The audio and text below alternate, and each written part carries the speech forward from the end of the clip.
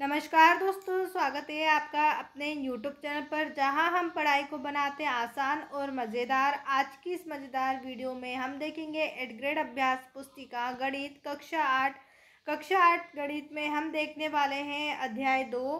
इसकी पिछली वीडियो में हमने अध्याय 1 को कंप्लीट किया है। जिन्होंने वो वीडियो नहीं देखी है वो हमारे YouTube चैनल की प्लेलिस्ट पर विजिट करके उन वीडियो को देख सकते हैं। तो बच्चों, वीडियो को शुरू से अंत तक ज़रूर देखें। इसमें आपको जितने भी अध्याय 2 के प्रश्न दिए गए हैं उन सभी प्रश्नों के हल हम इस वीडियो में करने वाले हैं। वीडियो को बिल्कुल भी स्किप ना करें, जिससे आपके कोई भी क्वेश्चंस आपसे छूटे। चलिए शुरू करते हैं। कक्षा 8 8th ग्रेड अभ्यास पुस्तिका गणित अध्याय 2 एक चर वाले रैखिक समीकरण। यहाँ पर हम एक चर वाले रैखिक समीकरण को हल करने वाले हैं। तो आइए शुरुआत करते हैं आज के प्रश्न से। जहाँ आपको प्रश्न दिया हुआ है, प्रश्नों को पढ़कर दिए गए विकल्पों में से सही उत्तर चुनकर लिखिए और सामने दिए गए घेरे को भरिए। प्रश्न है, निम्नलिखित में से कौन सा गणितीय कथन समीकरण है। तो यहाँ आपको बताना है गणितीय समीकरण कौन सा है। तो ऑप्शन ए जो है आपका सही उत्तर रहेगा। 15 बराबर 5 + 2x जो है ये आपका एक गणितीय समीकरण है।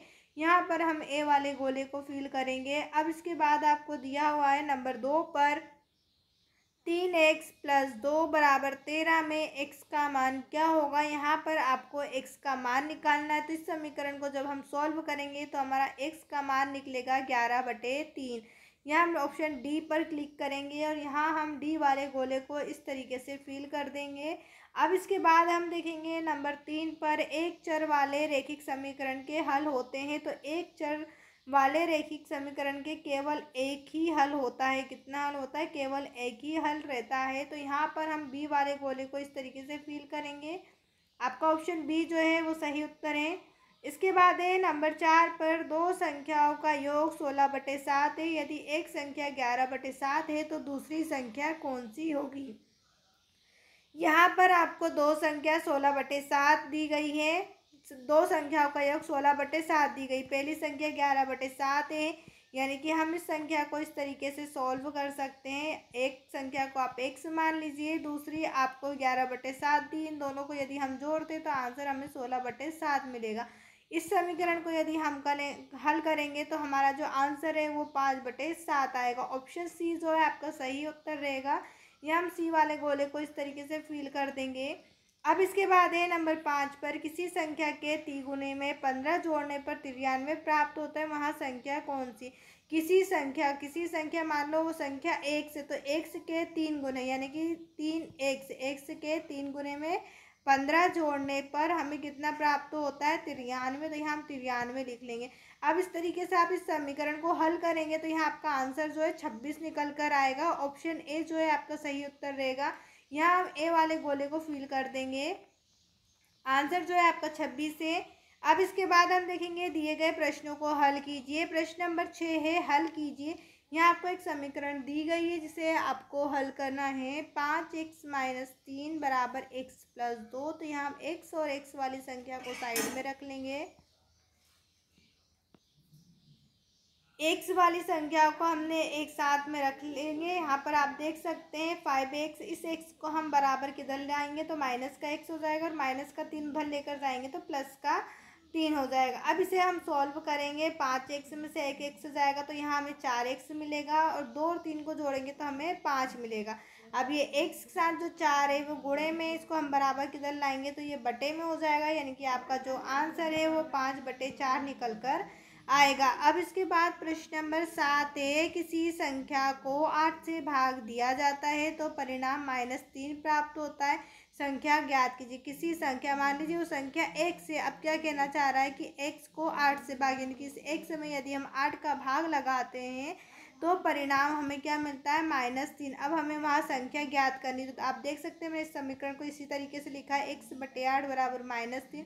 इस 8 का हम 3 में गुणा कर देंगे तो हमें 24 मिलेगा, यानी कि वो संख्या कौन सी है? 24 है। आप यहाँ पर देख सकते हैं आपका आंसर जो है x बराबर -24 है।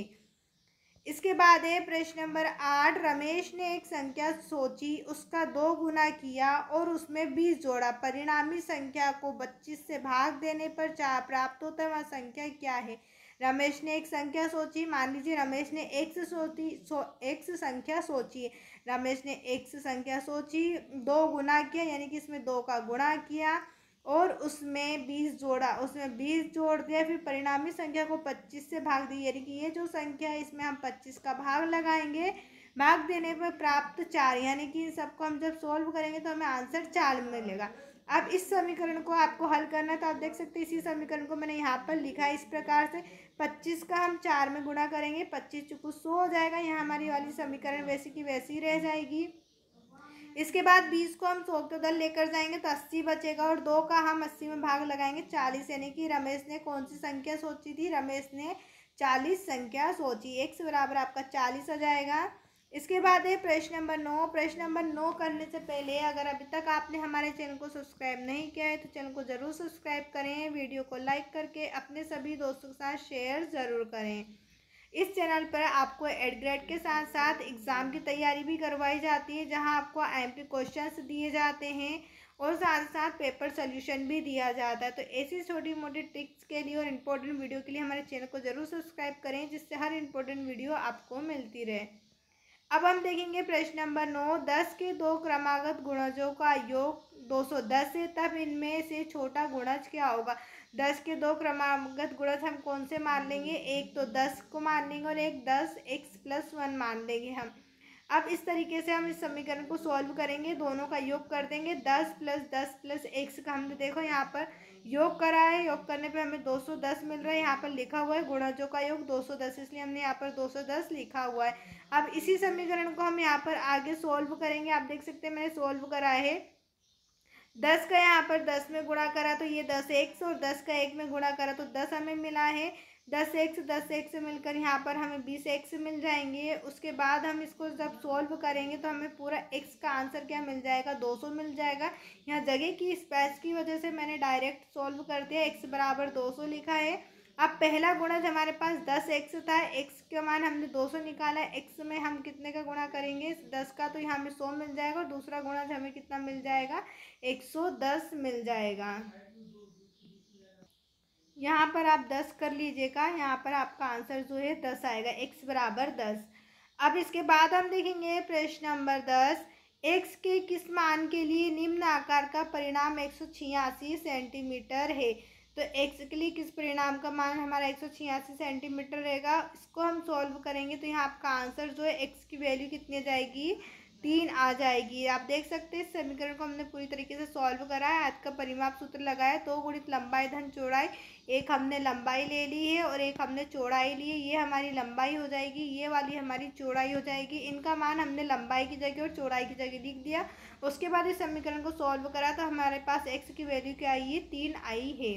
अब इसके बाद अगला प्रश्न हम देखेंगे, प्रश्न नंबर 11। एक बढ़ई के पलंग बनाने के लिए 2600 लेता है। कितने लेता है? 2600 रुपये लेता है। इसमें प्रयोग की गई सामग्री की लागत 1100 है तथा मजदूरी 200 है प्रति घंटा। बढ़ई ने कितने घंटे कार्य किया? तो बढ़ई ने कितने घंटे काम किया, उसके लिए हम क्या करेंगे? 2600 में से 1100 को हम घटा देंगे, जहाँ हमें 1500 रुपये मिलेंगे। उसी 1500 रुपये में हम क्या करेंगे? 200 का भाग लगाएंगे, जहाँ हमें मिल जाएगा 7.5, यानी कि उसने 7.5 घंटे काम किया। आप देख सकते हैं बढ़ई ने 7 घंटे 30 मिनट कार्य किया है। इसके बाद है प्रश्न नंबर 12। समीकरण को हल कीजिए। यहाँ पर आपको एक समीकरण दी गई है जिसे आपको सोल्व करना है इस समीकरण को। तो आप देख सकते हैं यहाँ पर इस तरीके से समीकरण को आप सोल्व करेंगे, जहाँ आपका आंसर निकलेगा 27/10। अब इसके बाद है प्रश्न नंबर 13। समीकरण हल कर उत्तर की जांच कीजिए। यहाँ आपको समीकरण हल भी करना है और उत्तर की जांच भी करना है। तो मैंने थोड़ा से शॉर्ट तरीके में आपको समझाया है। यहाँ समीकरण को हल करा है तो आप देख सकते हैं समीकरण को हल करने के बाद जो समीकरण का मान आया है वो x बराबर 5/2 आया। और उत्तर की जांच जब हम करेंगे तो उत्तर की जांच में आपके दोनों जो समीकरण दिए यहाँ पर आप x की वैल्यू रखेंगे, यानी कि यहाँ पर जहाँ आपको x दिया हुआ है यहाँ पर यदि आप 33, यहाँ पर आप 5/2 रखेंगे। जहाँ भी आपको x दिया है वहाँ 5/2 रखेंगे और जब दोनों बराबर आपके आंसर रहेंगे 33/2, यानी कि LHS = RHS। तो ये आपकी उत्तर की जाँच हो जाएगी। अब इसके बाद हम देखेंगे प्रश्न नंबर 14। एक माँ और उसकी 2 पुत्रियों ने एक कमरे का निर्माण 75,000 में करवाया। बड़ी पुत्री ने अपनी माँ के भाग की धनराशि की 3/8 धनराशि का योगदान दिया तथा छोटी पुत्री ने अपनी माँ के भाग की धनराशि 1/2 धनराशि दी। तीनों ने पृथक पृथक कितनी धनराशि का योगदान दिया? तो हम तीनों की धनराशियों का योग ज्ञात कर लेंगे। इसके बाद आपका आंसर जो आ जाएगा, माँ ने कितना दिया? 40,000 दिया, पुत्री ने दिया 15,000 और उससे छोटी पुत्री ने 20,000 की धनराशि का योगदान दिया। अब इसके बाद आज की इस वीडियो में हम आखिरी प्रश्न देखेंगे। प्रश्न नंबर 15, नीचे समीकरण मॉडल दिए गया है। आप देख सकते हैं यहाँ पर संकेत आपको दिए गए हैं। किस तरीके के संकेत है? यहाँ पर 5 एक से, तो 5 यहाँ पर बॉक्स या कप बनाए गए हैं। इसके बाद 6 जो है माइनस में, तो इस तरीके से सिंबल बनाया गया है और प्लस के इस तरीके से। इसी प्रकार हमें अगली समीकरण के सिंबल बनाने हैं, तो आप इस तरीके से अपनी कॉपी में पेंसिल से या पेन से अच्छे से बना सकते हैं। आई होप ये जो वीडियो है आपके लिए बहुत हेल्पफुल रही होगी। अगर आपने अभी तक हमारे चैनल को सब्सक्राइब नहीं किया है तो चैनल को ज़रूर सब्सक्राइब करें। वीडियो को लाइक करके अपने सभी दोस्तों के साथ शेयर ज़रूर करें। इसके बाद के अध्याय के लिए आप हमारी यूट्यूब चैनल की प्लेलिस्ट पर विजिट कर सकते हैं, जहां आपको इसके बाद का भी अध्याय मिल जाएगा। वीडियो देखने के लिए आपका धन्यवाद।